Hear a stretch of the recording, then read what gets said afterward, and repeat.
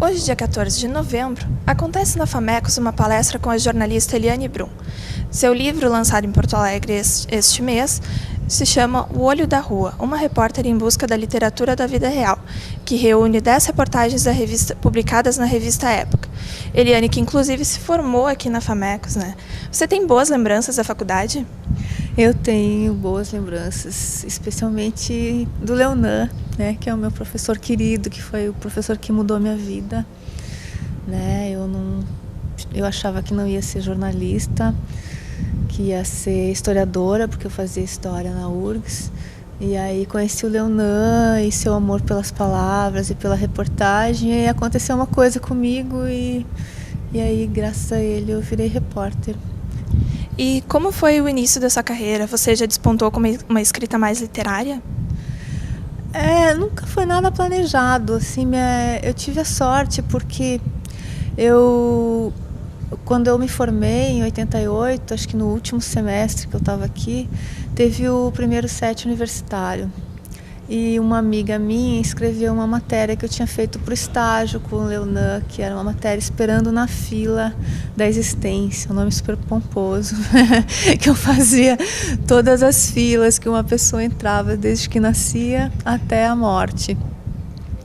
E a Simone Lopes, essa minha amiga, escreveu e eu ganhei. E o prêmio era um estágio na Zero Hora. Aí eu fui fazer um estágio lá e foi aí que eu comecei a me apaixonar pela reportagem diária e descobri que eu podia fazer. Assim, então, acabou o estágio, eu saí, depois eles me chamaram para a eleição de 88 e aí eu fiquei 11 anos na Zero Hora.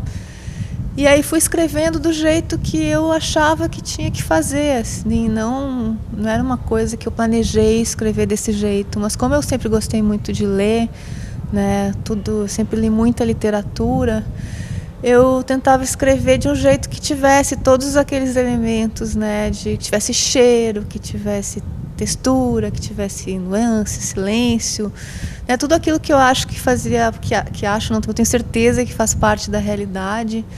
Né, porque a realidade não é só aquilo que é dito, né, mas com a apuração precisa, né, o cheiro era esse, né, aquela textura, aquele móvel tinha aquele arranhão, né. Fui escrevendo assim, porque quando eu era adolescente, criança, eu nunca gostei de ler jornal, porque achava jornal muito chato, então tentei fazer algo que eu gostasse, era isso. E como você avalia essa sensibilidade que você possui para conhecer pessoas e transformar suas vidas em grandes histórias?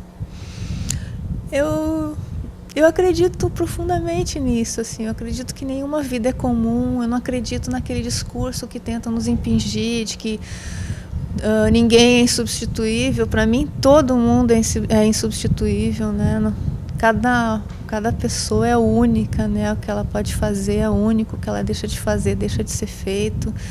E eu vou para o mundo, vou para a rua com essa disposição, assim. O que me fascina nos meus personagens, o que une todos eles é isso, essa capacidade das pessoas de se reinventarem, em geral com muito pouco, né? Eu sou fascinada a minha busca é pelo sentido que cada pessoa dá à sua vida. Né? Porque a vida, a princípio, não tem sentido nenhum, né? A gente nasce sabendo que vai morrer, é muito duro isso, né? Então todos, né? Eu vou procurar o que dá sentido para aquela pessoa, o que faz daquela pessoa extraordinária, né? O que faz ela ser única, né? A sua reinvenção, né? Porque a gente se reinventa e não só uma vez, várias vezes, né? E eu acho isso fascinante. É o que a gente tem de mais humano, né? E como você escolhe essas pessoas de quem você vai contar as histórias? De várias maneiras, assim, não tem uma fórmula, né? Mas eu descubro essas pessoas na rua. E o seu novo livro, O Olho da Rua, ele segue a linha do livro anterior, A Vida que Ninguém Vê, de perfis de pessoas anônimas? Ele segue a linha de ter o mesmo olhar, né? Que é esse olhar que eu acredito que a gente como repórter deve ter, né? Um olhar que vai que seja capaz, né, não sei, de atravessar, né? Repórter é aquele que atravessa a rua de si mesmo e vai ver a vida de outro lado, né? Então tem esse olhar que tenta ir além do óbvio, que tenta mudar de ângulo, atravessar a rua. E a maioria das pessoas são anônimas, sim. Acho que todas as pessoas são anônimas. Não estou lembrando, mas acho que sim. E isso é um livro que são 10 reportagens, 10 grandes reportagens que eu publiquei na época. Todas elas nesse livro estão na íntegra. E para cada uma delas tem um texto de uma espécie de making-off, mas não um making-off assim, um pouco diferente, né? Onde eu faço as minhas reflexões sobre aquele trabalho, né? Conto das escolhas que eu fiz, dos impasses que eu tive, conto dos meus erros, falo daquilo que eu acho importante, né? Daquilo que eu acredito e falo das minhas incertezas, né? Esse é um livro para quem não tem certezas, é um livro para quem tem dúvidas como eu. E quais foram as principais dificuldades que você enfrentou para fazer essas reportagens? Para cada uma tem uma história de todo tipo, assim, desde dificuldades pessoais, assim, de ser coisas muito difíceis, como essa matéria da morte, né, que foi muito difícil de lidar. Teve momentos que eu sentia os sintomas dela, momentos que eu fiquei doente também, teve grandes descobertas, né, isso me ensinou a viver. Toda reportagem que eu faço, eu volto dela outra, né? Eu volto dela transformada. É isso que é fascinante em ser repórter, né? Que a gente é transformado por aquilo que faz, né? Por isso que vale a pena, né? Teve outras matérias que era difícil, porque eram lugares inacessíveis, como o Povo do Meio, e era fascinante por isso, né? Por descobrir lá num lugar com nome mítico, como Terra do Meio, uma população de ex-soldados da borracha abandonada, desconhecida do Brasil, né, sem documento, sem existência oficial, né, sendo ameaçada de morte pela grilagem, né? Então, ir para aquele lugar, é aqueles momentos assim que sempre quando eu tô assim muito chateada porque não pude fazer alguma coisa, ou com um chefe escroto, ou com o colega que foi escroto, que alguma coisa aconteceu, eu tento manter esse horizonte dentro de mim, que é um horizonte composto por todas as viagens que eu fiz, por todas as experiências que eu tive, assim. Então eu penso, sabe, isso é pequeno, né? Eu fui lá para a Terra do Meio e e pude contar daquelas pessoas, né? Ou eu fui lá no território Yanomami, desci lá de helicóptero, peguei uma canoa, dormi na chabona deles, né? Dividi a mesma fogueira, tomei banho naquele rio com lua cheia, sabe? Isso não tem preço, né? Ser repórter é a melhor profissão do mundo, eu tenho certeza disso.